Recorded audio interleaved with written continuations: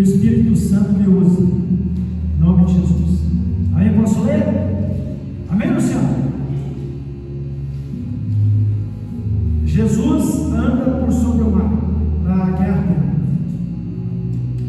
Ao desembarcar, ao descambar o dia, os seus discípulos desceram para o mar e, tomando um barco, passaram para o outro lado, rumo a Cafarnaum. Já se fazia escuro e Jesus ainda não viera ter com eles, e o mar começava a ficar agitado por vento rígido e soprado. Tendo navegado os 25 a 30 estados, eis que viram Jesus andando sobre o mar, aproximando-se do barco, e ficaram possuídos de temor.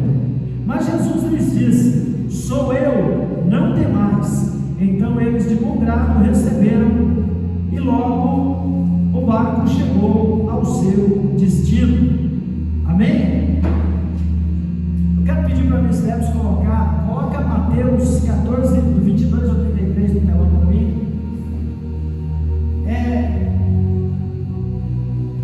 Esse é o texto que eu li, foi João 6, do 16 ao 21.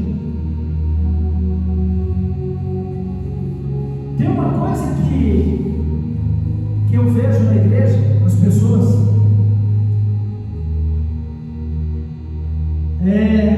que me incomoda como sacerdote,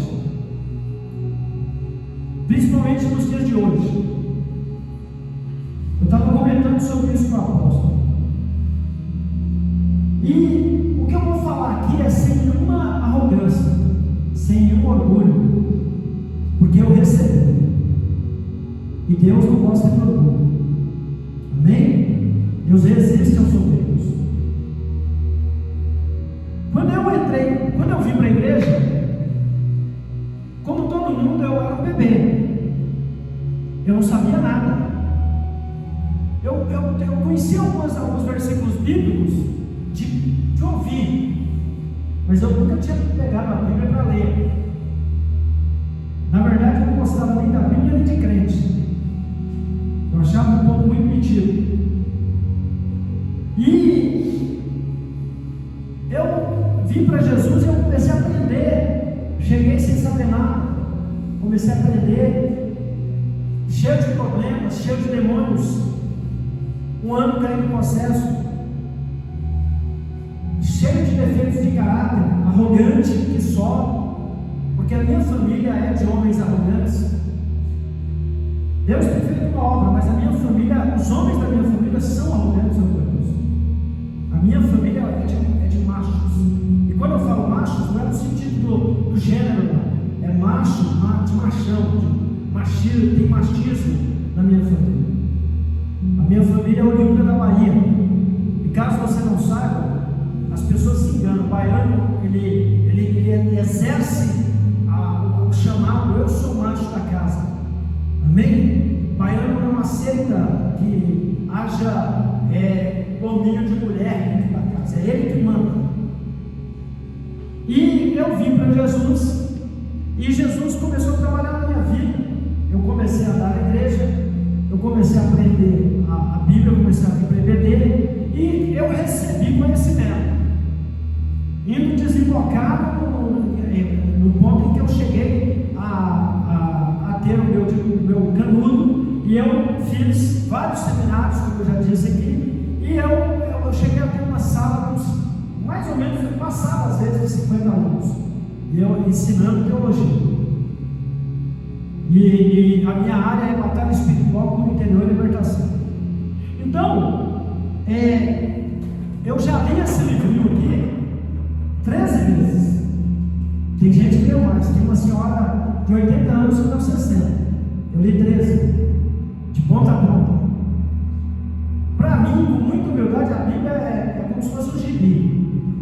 Eu não vou te falar que eu vou citar ela de Gênesis e Apocalipse, mas eu sei e entendo muitos e muitos versículos importantes que ela tem. Eu não preciso ser instruído, embora eu esteja sempre aprendendo, mas eu não preciso, não existe, eu chego nos lugares e eu vejo dentro da igreja que eu não possa fazer. Eu sei fazer tudo dentro da igreja. Porque o sistema litúrgico da igreja, Israel, não muda. A liturgia não muda. E eu cheguei como ninguém, fui levantado ao obreiro, né? Me converti, batizei, fui levantado ao obreiro, até chegar ao apostolado, que é a maior autoridade dentro do sistema apóstolo, dentro do sistema bíblico.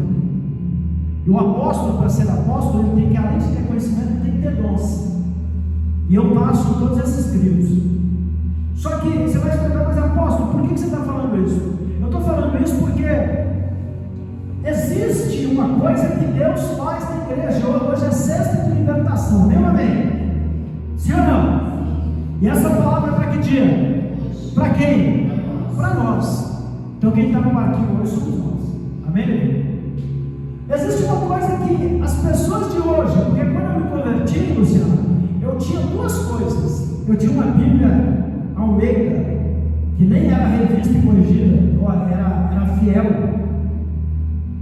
Que é uma das primeiras versões do Almeida. Ela tinha capa rasgada, que eu ganhei de presente de um irmão. Falei, irmão, eu vou te abençoar com a Bíblia. E ele me deu uma Bíblia com a capa rasgada, mas estava tudo certo. Ela tinha todos os livros. Eu sonhava que eu estava lendo a Bíblia, eu acordava 3 da madrugada e lia a Bíblia até 10 da manhã. Amém, irmão?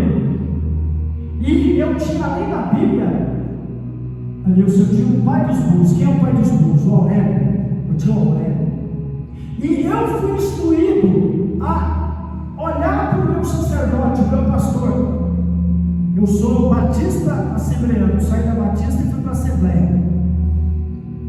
A Batista é excelente na palavra, e a Assembleia tem palavra e tem unção. Amém? E eu me criei na Assembleia. E nas Assembleias de Deus a gente tem um sistema, Wesley, de pastorado militar. Nas Assembleias de Deus não tem esse negócio. Wesley, vai ali, pega para mim aquele banco. Wesley, pega aquele banco ali e coloca ali. Não, é assim, é da segunda maneira. É pastorado militar. Ou no domingo estava chovendo e eu trabalhava e estudava. E eu chegava na igreja e meu pastor falava assim, meu líder imediato, porque existe hierarquia na igreja, assim como existe hierarquia no céu e no inferno. Amém? Existe hierarquia na igreja e ela deve ser respeitada. O meu pastor falava assim, o Sérgio, eu era obreiro, e eles descobriram que eu era bom na palavra. Pega a caixa, o microfone, os folhetos, está tendo uma feira, vai para lá para a praça fazer culto ao ar livre lá. E você acha que eu falava assim, mas está chovendo? Pegava e ia. Não havia boquejado, pastor, não havia peitado o sacerdote, era obediência. Eu nunca boquejei com o sacerdote que estava sobre mim. Por quê? Porque eu sei o que a Bíblia fala sobre isso. Eu sei que quando eu obedeço ao homem, não é só na igreja, não, no trabalho também, mas eu estou falando de igreja. Quando eu obedeço ao homem que está sobre mim, eu estou obedecendo a Deus.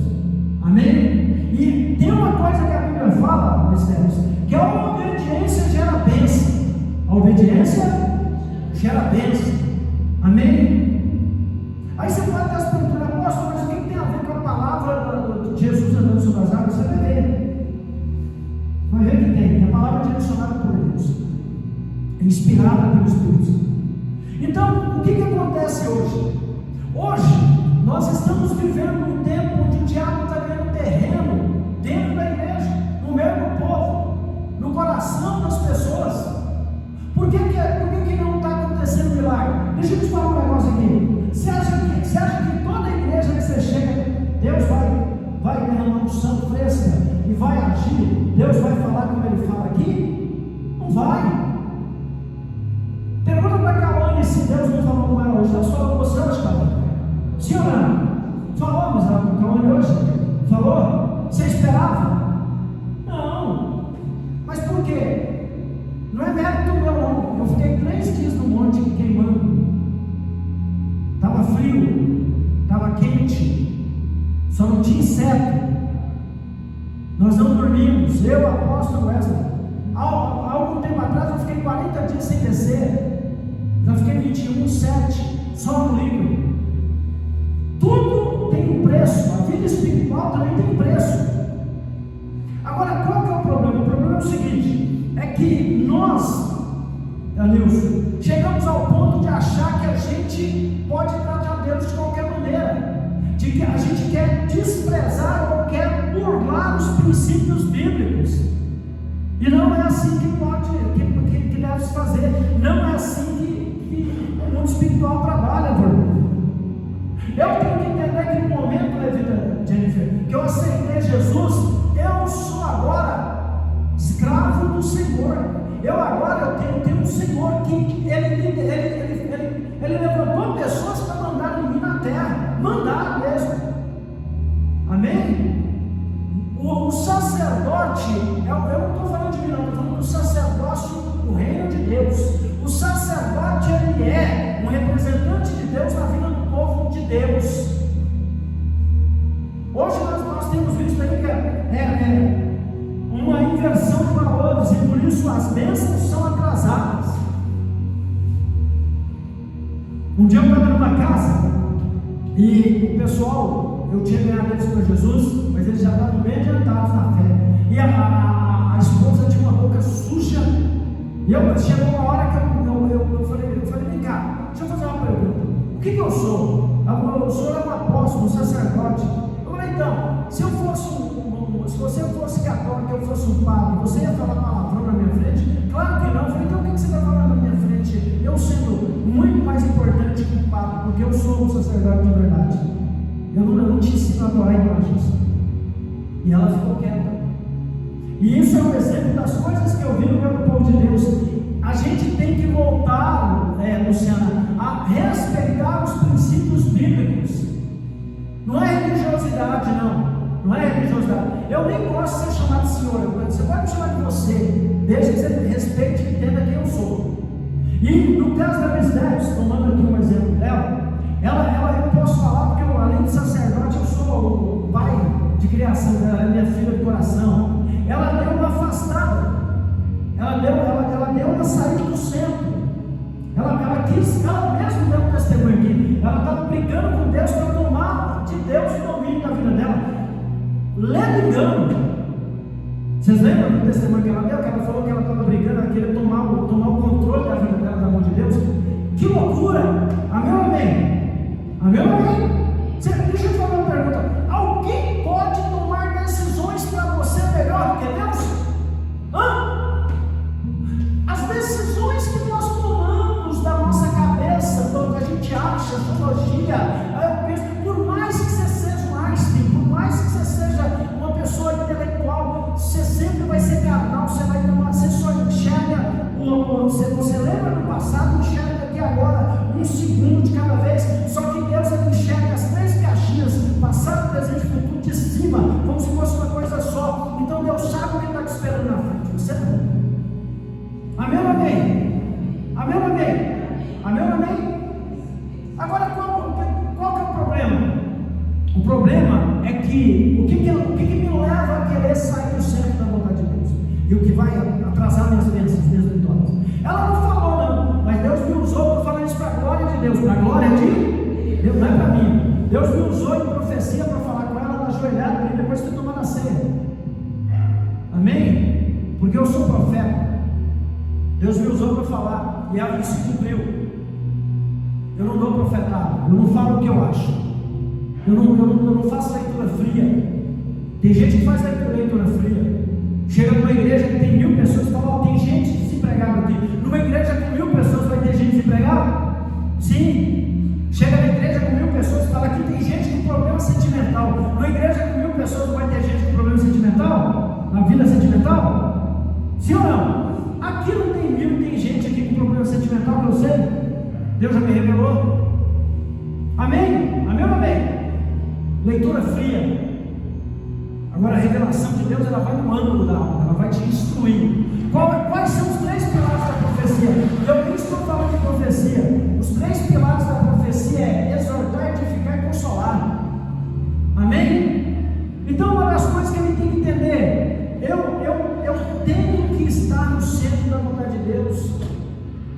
no Senhor seu Deus estareis seguros, crede nos seus profetas e prosperareis. No momento que eu estou na igreja, no momento que eu tenho um sacerdote sobre mim, porque Deus colocou um sacerdote para me cumprir, para trazer o alimento, a palavra. É na igreja que você se alimenta. E Deus colocou um sacerdote na minha vida para me direcionar. Se eu vou viajar, meu sacerdote, seja o pastor, bispo, o apóstolo, ore por mim. Eu vou trocar de carro, meu sacerdote, ore por mim. Apóstolo, eu vou trocar de carro, ore por mim. Eu vou conhecer alguém, estou pensando em casar. Apóstolo, eu vou trazer a pessoa aqui. Se Deus falar na sua boca que não é de Deus, eu não quero. Ore por mim, vamos orar.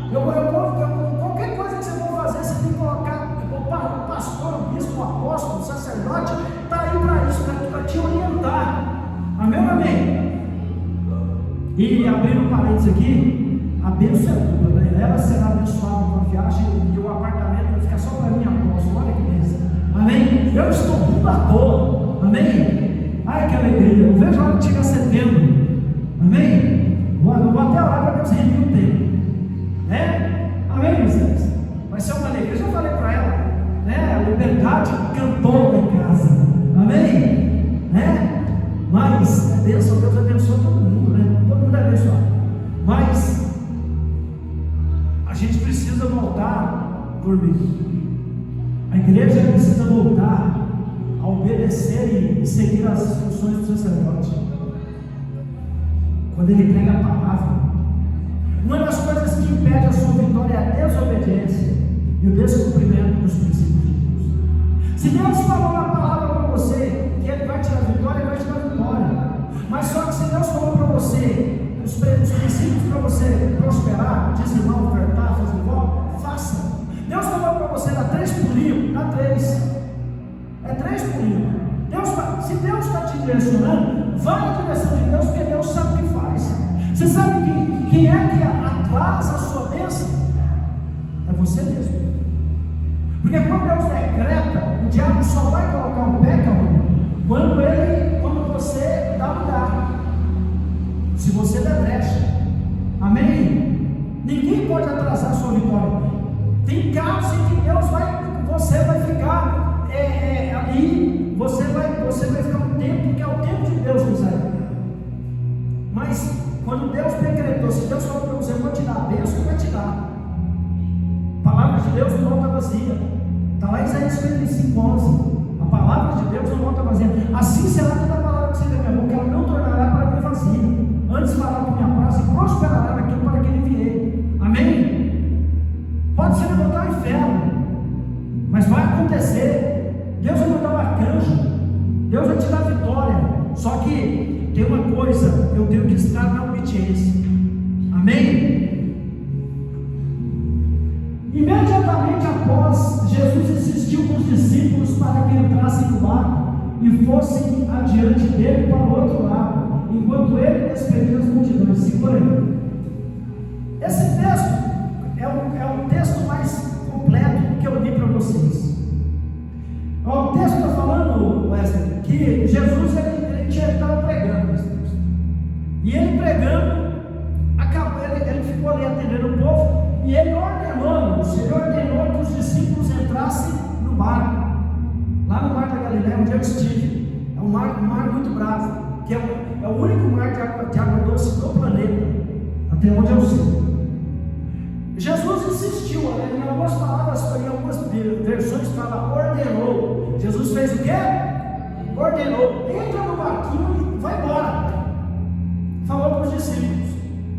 Porque provavelmente eu tenho certeza que Jesus tinha algo para fazer com a multidão que não precisava, não era para os discípulos verem. Deixa eu te abrir um parênteses, deixa eu falar um negócio para você aqui.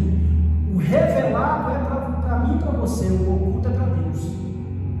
Amém? Nem tudo Deus vai te explicar, nem tudo Deus vai te fazer entender. Só aceite, receba e dê glória a Deus, aleluia e pronto.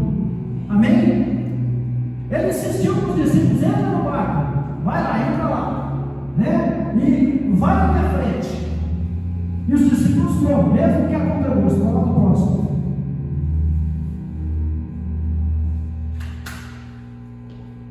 Próximo versículo. Assim que mandou o povo embora, corre, subiu sozinho ao monte para orar. Ao chegar na noite, lá estava ele só. Olha o que Jesus foi fazer. Por que ele mandou os discípulos embora? Ele foi para o monte orar. Foi orar. Ele estava ali falando com o Pai, falando com Deus. Amém? Vamos lá. Todavia, o barco já estava longe no meio do mar, sendo castigado ou fustigado pelas ondas, pois o vento era contrário. Olha para mim. O barco aqui representa a igreja, nossa vida, nosso local de trabalho, nosso casamento. Eu estou interpretando a palavra para você. O texto está falando que nós estávamos no barco, os discípulos lá estão no barco. Jesus está no barco? Não, Jesus não está no barco. Jesus não está no barco cristãos. E os discípulos estão lá, o texto está falando que as ondas estão castigando o barco. E eu vou falar um negócio para você. Eu tenho fotos e vídeos. Eu estive no lugar onde Jesus pregou. Eu estive lá no Mar da Galileia. Ele fica mais ou menos como daqui na esquina da casa de Pedro e da igreja de Cafarnaum, que o centurião construiu. Tenho fotos. E o Mar da Galileia, ele é muito engraçado. A gente ceou lá dentro dele. Ele fica assim, igual esse chão, igual um espelho. Ele é azul, fica igual um espelho. É só das 6 horas que ele fica bravo, ele começa a ficar revolto, fazer lá. Dizem que ele chega a produzir ondas de 15 metros. Eu não quero ver um negócio desse. Ele é grande. Não pense você que o Mar da Galileia é pequeno, ele não é. Ele é enorme. Ele é cheio pelo Jordão. O Jordão que ele chega. Amém? E o barco deles não era um barco como a gente imagina, era um barco frágil. Um barco da época. E eles estão no barco, o mar está castigando o barco onde eles estão. Ou seja, eu quero entender o que Deus quer falar aqui nessa noite, que ou por desobediência, ou porque Deus quer te ensinar alguma coisa, no caso da Miss Deb, Deus ensinou ela a voltar para o centro. Eu acredito que as ondas, Luciano, da vida estão fustigando seu barco. Eu acredito que no dia de hoje Deus está revelando, Deus, que existem ondas da vida, problemas, situações que estão fustigando o seu barquinho, no trabalho, no casamento, na vida sentimental, na sua saúde, sabe? Você sabe onde é que a onda está batendo. Só que, vamos para frente. Quando os discípulos ouviram andando sobre as águas, ficaram aterrorizados e exclamaram: é um fantasma! E gritaram de medo. Eu gosto mais desse texto. Os discípulos estão lá, Jesus observou a montanha, já cantou da montanha, o mestre te vê. Jesus observou, Jesus falou: olha, meus discípulos estão passando perigo. Agora a pergunta que eu faço para você: você acha que Jesus não sabia que o mar ia ficar revolto? Sim ou não? Sabia ou não sabia? Sabia. Então, o que eu entendo? Que Jesus me deixa passar por momentos ruins para mostrar a glória dele na minha vida, para mostrar o poder dele na minha vida, para eu entender como que o mundo espiritual funciona. Jesus está andando, ele vem. E quando ele vem andando, eles, ao invés de entender, está acontecendo o primeiro milagre, que é Jesus andar sobre as águas. Quando eles viram Jesus andando sobre as águas, em direção a eles, para quê? Para ajudar. Para o quê? Eles ficaram alegres. Eles ficaram como? Com medo. Então eu quero que você entenda o que Deus está falando aqui no dia de hoje. O medo anula a fé. O medo anula a intimidade espiritual. Uma vez quando eu passei os 40 dias no monte, eu fiquei sozinho lá 2 semanas, debaixo de chuva. E em uma noite eu senti medo. Eu não queria entrar para dentro da barraca porque me bateu um pavor. A ficha caiu de que eu estava no lugar, no erro, sem ninguém. E o Wesley viu lá. É que nós não ficamos sozinhos, mas eu fiquei sozinho. E na hora que me bateu o medo, eu esqueci o Deus que eu servia.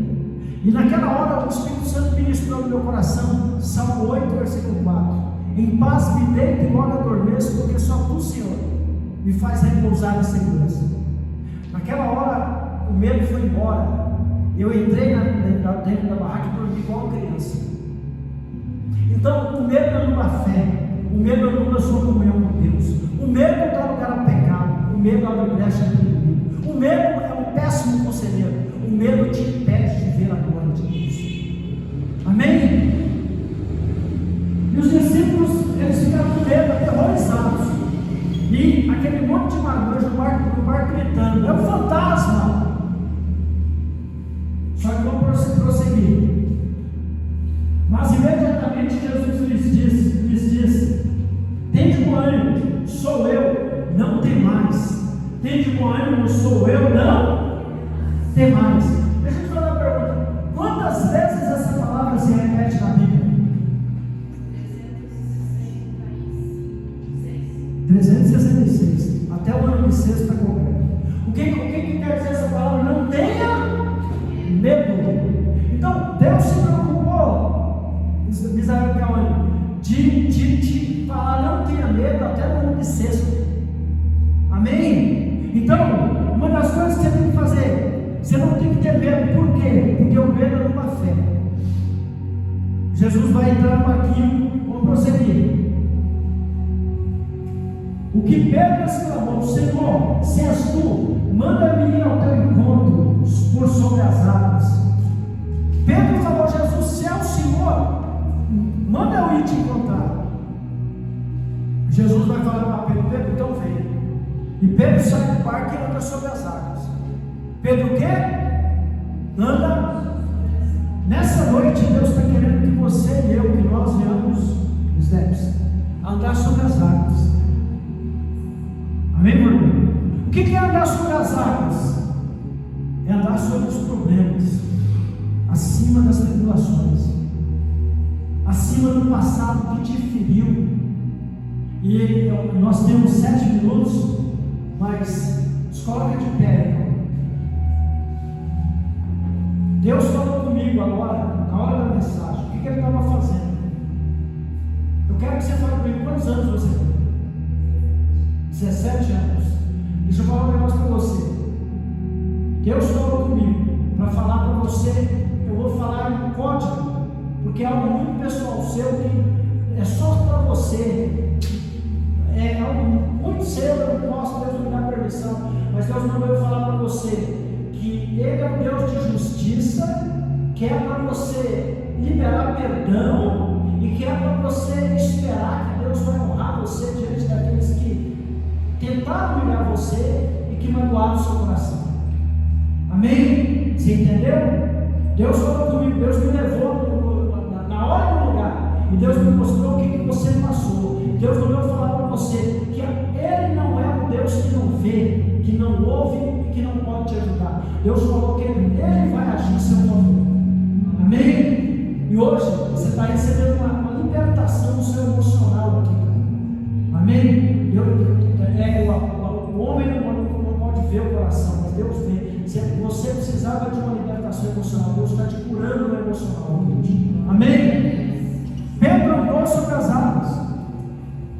Só que na hora que Pedro sai para encontrar Jesus, ele anda sobre as águas, e ele olha para as ondas, ele olha para o vento, e ele falou: o que eu estou fazendo aqui? Ele começou a afundar.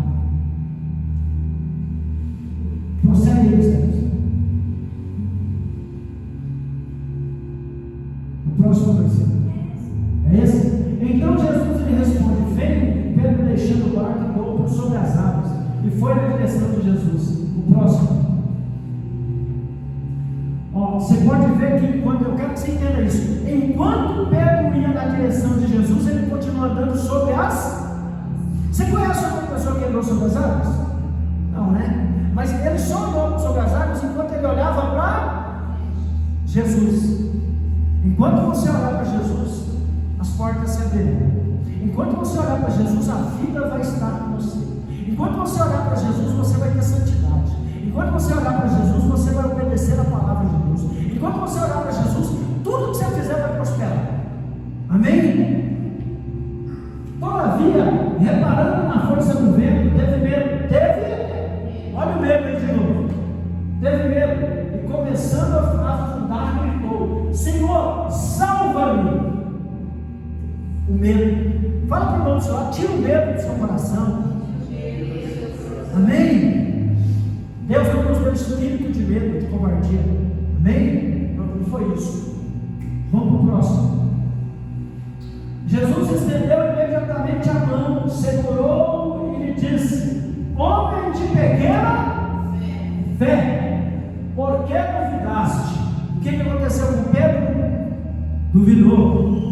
O medo te leva a dúvida. Amém? Se você olhar para o cenário, você perde a fé, a comunhão com Deus, a dúvida entra e você começa a afundar.